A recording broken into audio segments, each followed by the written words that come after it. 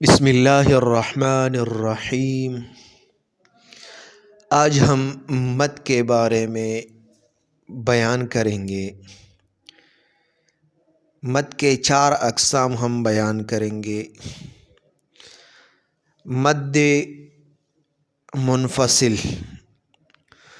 مد منفصل کسے کہتے ہیں؟ حروف مدہ کے بعد حمزہ آ جائے۔ حمزہ اور حروف مدہ ایک کلمے میں نہ ہو۔ حروف مدہ کے بعد حمزہ آ جائے، حمزہ اور حروف مدہ ایک کلمے میں نہ ہو تو اس کو مد منفصل کہتے ہیں۔ مثال کے طور پر ما انتم، یہاں پر الف مدہ آیا ہے، یعنی الف سے پہلے زبر آیا ہے، الف مدہ، اور الف مدہ کے بعد حمزہ آیا ہے، تو یہ ما جو ہے یہ الگ کلمہ ہے اور انتم یہ الگ کلمہ ہے۔ تو الف مدہ کے بعد حمزہ آیا ہے تو یہاں پر مد منفصل ہے، تو اس کو مد منفصل کہتے ہیں۔ دوسرا مد متصل۔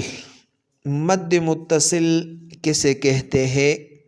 حروف مدہ کے بعد اگر حمزہ آ جائے، حروف مدہ کے بعد اگر حمزہ آ جائے، حمزہ اور حروف مدہ ایک کلمہ میں ہو، یعنی حروف مدہ اور حمزہ ایک کلمے میں ہو تو اس کو مد متصل کہتے ہیں۔ مثال کے طور پر جاء، یہاں پر الف مدہ آیا ہے، یعنی الف سے پہلے زبر آیا ہے اور الف مدہ کے بعد پھر حمزہ آیا ہے، تو دونوں ایک کلمہ میں ہے، یعنی یہاں پر ایک کلمہ میں اور اوپر جو ہم نے پڑھا ہے وہ 2 کلمے تھے، یہاں پر ایک کلمہ ہے، تو یہاں پر ایک کلمہ میں آیا ہے تو اس کو مد متصل کہتے ہیں۔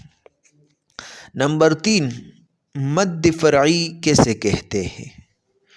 مد فرعی حروف مدہ کے بعد سکون یا وقف یا جزم آ جائے، یعنی حروف مدہ کے بعد سکون یا وقف آ جائے یا جزم آ جائے، اس کو مد فرعی کہتے ہیں۔ مثال کے طور پر جیء، یہاں پر یا مدہ آیا ہے، یعنی یا سے پہلے زیر آیا ہے تو یا مدہ ہے، اور پھر یا مدہ کے بعد حمزہ پر وقف ہے، وقف آیا ہے، یعنی یہاں پر وقف ہے تو اس کو مد فرعی کہتے ہیں۔ یہاں پر ہم وقف کریں گے تو اس وجہ سے یہاں اس کو مد فرعی کہتے ہیں۔ نمبر 4، مد اصلی کسے کہتے ہیں؟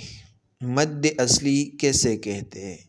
حروف مدہ کے بعد سکون یا وقف یا جزم نہ پایا جائے، یعنی مد اصلی آیا ہو اور اس کے بعد سکون یا وقف یا جزم نہ پایا جائے یا نہ ہو، سکون یا وقف یا جزم نہ ہو، جیسے فتابہ، فتابہ، یہاں پر الف مدہ آیا ہے اور الف مدہ کے بعد با آیا ہے، اس پر زبر ہے، یعنی سکون یا جزم یا وقف اس پر نہیں ہے تو اس کو مد اصلی کہتے ہیں۔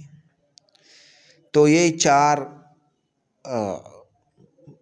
چار باتیں ہم نے بتائیں مد کے بارے میں، تو یہ سیکھ لے اور دوسروں تک پہنچ